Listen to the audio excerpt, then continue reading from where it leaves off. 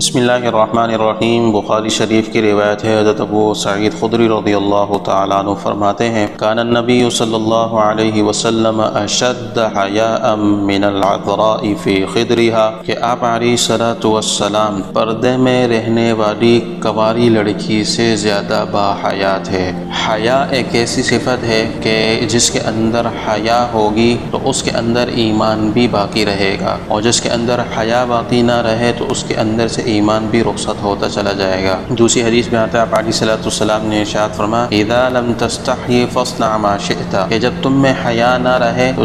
جو چاہے کرو۔ اور دوسری حدیث میں آتا ہے آپ علیہ الصلوۃ والسلام نے ارشاد فرمایا کہ حیا ایسی چیز ہے کہ جس چیز کے اندر وہ آ جائے تو اس کو خوبصورت بنا دے، اور بے حیائی ایسی چیز ہے کہ اگر کسی چیز کے اندر آ جائے تو وہ اس کو بدصورت بنا دے۔ اللہ تعالی ہمیں با حیا بنائے، بے حیائی سے اللہ تعالی ہماری